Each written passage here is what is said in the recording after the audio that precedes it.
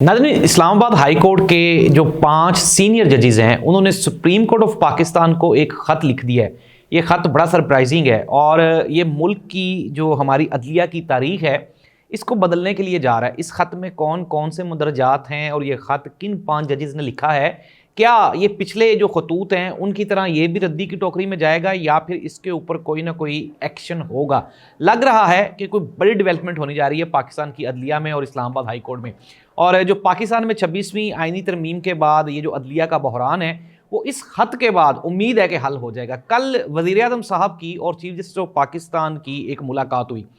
ये मुलाकात क्यों हुई? इट मीन्स दैट कि कहीं ना कुछ नॉक हो रहा है। इसकी अंदरूनी कहानी क्या है वो हम जानेंगे आज के प्रोग्राम में।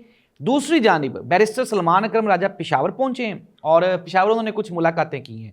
मुलाकातें करने के बाद वो कह रहे हैं कि अब मैं कराची जा रहा हूँ, फिर उसके बाद हम सिंध की मुख्तलिफ सियासी जमातों को ऑन बोर्ड ले रहे हैं। रमज़ान का महीना है लेकिन हम एक बहुत बड़ा सरप्राइज़ देने जा रहे हैं। सरप्राइज़ क्या है ये भी पता चलाएंगे आज के प्रोग्राम में। पाकिस्तान पीपल्स पार्टी ने बिल आखिर जो इलेक्शन ये जो था 2024 का उसमें जो धांधली हुई उसको मान लिया है। कमर जमान कायरा जो कि पाकिस्तान पीपल्स पार्टी के रिप्रेजेंटेटिव हैं, उन्होंने लाइव एक प्रोग्राम में बैठ के इंकशाफ किया, उन्होंने एतराफ़ किया धांधली हुई है। इसकी क्या हकीकत है ये भी हम जानेंगे आज के प्रोग्राम में। नाज़रीन, प्रोग्राम का बाकायदा आगाज़ करते हैं। सबसे पहले ये मेरे पास आज की सबसे बड़ी खबर है और ख़बर ये है कि इस्लामाबाद हाई कोर्ट के जो 5 सीनियर मोस्ट जजेस हैं उन्होंने सुप्रीम कोर्ट ऑफ पाकिस्तान को एक ख़त लिख दिया है। ये जो ख़त लिखने वाले जजेस हैं, अगर हम इनमें बात करें तो जस्टिस मोहसिन अख्तर कयानी साहब हैं, जस्टिस तारिक महमूद जहांगीरी साहब हैं, बाबर सत्तार हैं, सरदार इजाज़ इसहाक खान हैं और जस्टिस समन रिफत इम्तियाज़ हैं। इन्होंने 49 सफ़हात पे मुश्तमिल एक ख़त लिखा है सुप्रीम कोर्ट ऑफ पाकिस्तान में और इन्होंने ये मुतालबा किया है कि जो पाकिस्तान का आइन है वो जजेस के एक हाई कोर्ट से दूसरे हाई कोर्ट में जो ट्रांसफ़र है उसको अलाउ नहीं करता। फिर इसके बाद इन्होंने जो सीनियरिटी का कहा है, उन्होंने कहा जो डोगर साहब को आपने जो नॉमिनेट किया है as a chief justice of Islamabad high court तो वो मेरिट पे पूरे नहीं उतरते। नाज़रीन, बज़ाहिर तो ये लगता है, इससे पहले भी ये जो 5 जजेस हैं ये कई खतूत लिख चुके हैं। एक ख़त तो आपको पता है बड़ा मशहूर भी हुआ था, जिस ख़त के बाद ये सारे की सारी 26वीं आईनी तरमीम की गई और फिर सारी अदलिया को रोल बैक किया गया। अच्छा, अब ये जो ख़त है ये इंतहाई अहमियत का हामिल है। इसकी एक वजह यह है कि सुप्रीम कोर्ट ऑफ पाकिस्तान में जो 2 सीनियर मोस्ट जजेस हैं, अगर हम बात करें जस्टिस मंसूर अली शाह की और मुनीब अख्तर की, तो वो बिल्कुल भी ऑन बोर्ड नहीं हैं हमारे chief justice of Pakistan Yahya Afridi साहब के साथ। तो एक तो बहरान है सुप्रीम कोर्ट ऑफ पाकिस्तान में, दूसरा बहरान अब इस्लामाबाद हाई कोर्ट में ये पैदा हो गया है और ये जो 5 जजेस हैं ये वहाँ के सीनियर मोस्ट जजेस हैं और इन जजेस ने ही आगे चल के सारा निज़ाम चलाना है। अनडाउटेडली डोगर साहब को हमने इस्लामाबाद का चीफ जस्टिस लगा दिया गया, लेकिन नाज़रीन आप ना ज़रा हक़ाइक़ को जानने की कोशिश करें। क्या ये जो 5 जजेस वहाँ पे बैठे हुए हैं क्या ये टैलेंटेड नहीं थे? क्या ये मेरिट पे नहीं गए थे?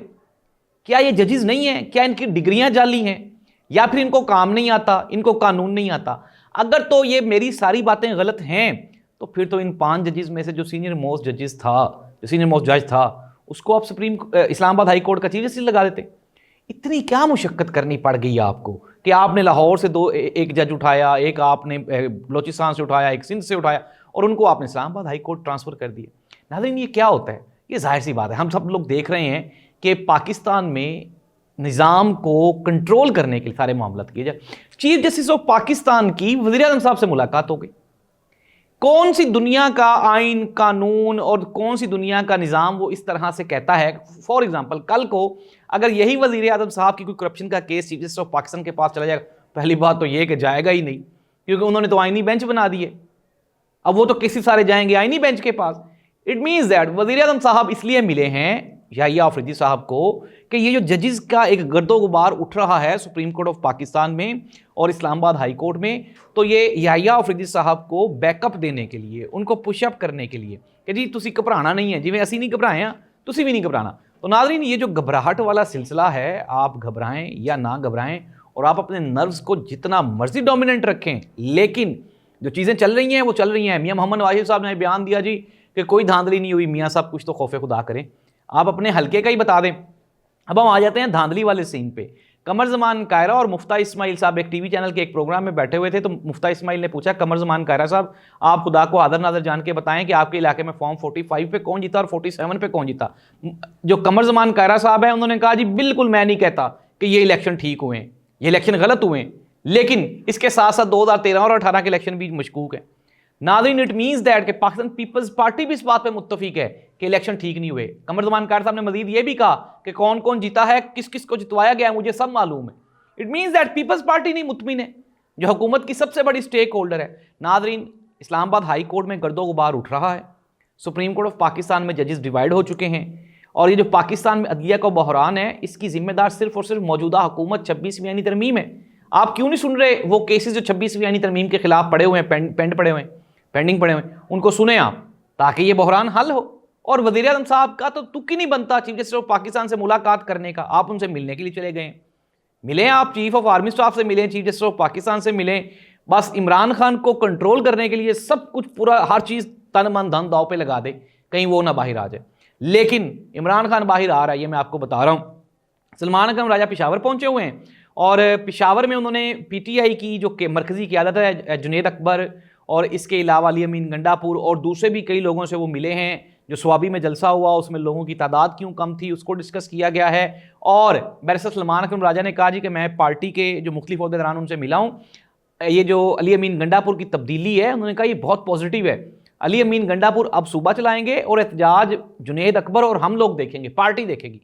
उन्होंने कहा जी कि हम इसके बाद सिंध में जा रहे हैं, सिंध में जाके वहाँ की जो लोकल जो कम्युनिटी है, वहाँ के जो लोग हैं और जो पॉलिटिकल पार्टीज हैं उनको हम इंगेज करेंगे। इंगेज करने के बाद उन्होंने कहा रमज़ान उल मुबारक का महीना है, हम उसमें कोई सियासी एक्टिविटी नहीं करेंगे, लेकिन ईद के बाद हम एक मरतबा दोबारा फिर एक बहुत बड़ा एहतजाज करने जा रहे हैं। और यही वो एहतजाज है जिसको रोकने के लिए सुप्रीम कोर्ट ऑफ पाकिस्तान, हमारे वज़ीर आज़म साहब की मुलाकातें, मियां नवाज शरीफ साहब के बयानात, मोहतरमा मरीम नवाज, एक जलसा तो ये खुद कर बैठे नारोवाल में जिसमें 2500 बंदे थे। अब उन 2500 बंदों के साथ ये किस तरह से डिफेंड करेंगे अपनी हुकूमत को, पंजाब हुकूमत को। मैंने एक जगह पे सुना मोहतरमा मरीम नवाज साहिबा फरमा रही थी कि हालात बदल गए हैं पंजाब में। अब मेरी पर्सनली एक ब्यूरोक्रेट के साथ मुलाकात, उसने कहा कुछ भी नहीं बदला, सारे का सारा निज़ाम वहीं का वहीं है। उन्होंने कहा कि अगर बुजदार था या मोहतरमा मरीम नवाज साहिबा, कुछ भी तब्दील नहीं हुआ पंजाब में, सारा कुछ वैसे ही चल रहा है। हम ये कैसे कहें। अलबत्ता एक जगह पे और भी बात हो रही थी प्रोग्राम में, उन्होंने कहा जी पाकिस्तान मुस्लिम लीग नून को तो करप्शन के खिलाफ बोलना ही नहीं चाहिए, इनको तो बात ही नहीं करनी चाहिए। इतने करप्शन के केसेस हैं, शहबाज शरीफ साहब पे, नवाज शरीफ साहब पे, लंदन फ्लैट्स वाला मामला, एवन फील्ड्स वाला मामला, फिर इसके अलावा जो शुगर मिल्स वाले केसेस थे, जो इसके अलावा और भी हज़ारों केसेस हैं, बेनामी अकाउंट्स के केसेस हैं। तो वो सारे केसेस का क्या हैं, करप्शन के ही हैं ना। तो पीपल्स पार्टी और मुस्लिम लीग नून को तो करप्शन पे बात करनी ही नहीं चाहिए। इमरान खान पर 30 सालों में आप कोई करप्शन साबित कर सकें तो ले आए। पिंकी गोगी, पिंकी कहाँ है, गोगी कहाँ है, ले आए आप उनको अदालतों में। इतना बड़ा मुल्क है, इतना पावरफुल मुल्क है, इमरान खान को तो जेल में रखा हुआ है, आप ले आए उसको भी ले आए। वो जो मोहतरमा आप कहती हैं फरा गोगी है, उसको पकड़ना मुश्किल है। नाज़रीन, कुछ भी नहीं, आवाम को बेवकूफ़ बनाया जा रहा है। और ये जो मौजूदा हुकूमत है, ये अपनी कारकर्दगी को, अपनी नालायकी को और अपनी नाअहली को, ये सारे का सारा आवाम की जो गलतियां हैं, PTI की जो गलतियां हैं, उनके पीछे ये छुपा रहे हैं। और बिल्कुल ठीक है, जो सीनियर तजिया निगार एनालिस्ट हैं वो कहते हैं कि इमरान खान की वजह से ये लोग हुकूमत कर रहे हैं।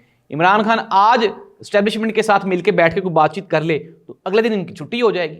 मेरिट पे तो ये लोग आए नहीं हुए। तो नाज़रीन, ये थी खबरें जो मैंने आपके साथ शेयर की। वज़ीर आज़म साहब की मुलाकात चीफ जस्टिस ऑफ पाकिस्तान साहब के साथ, ये कोई आम डेवलपमेंट नहीं है, बहुत बड़ी डेवलपमेंट है। मकसद क्या है कि सुप्रीम कोर्ट बार और इसके अलावा जजेस, वुकला, सबको कंट्रोल किया जाए। फिर उसके बाद अभी रिसेंटली जो PTI आ रही है मैदान में, इसको रोकना मुश्किल ही नहीं, नामुमकिन होगा। दूसरी जानी पाकिस्तान पीपल्स पार्टी भी नाराज़ है पंजाब को लेके, मरकज़ को लेके, लेकिन ये तो नूरा कुश्ती है, नून लीग और पीपल्स पार्टी की चलती रहेगी। पीपल्स पार्टी खामोश है सिर्फ इसलिए कि हुकूमत की ये जो बैड गवर्नेंस है, इसका सारा नज़ला पीपल्स पार्टी के ऊपर ना गिरे, इसलिए वो खामोश हैं।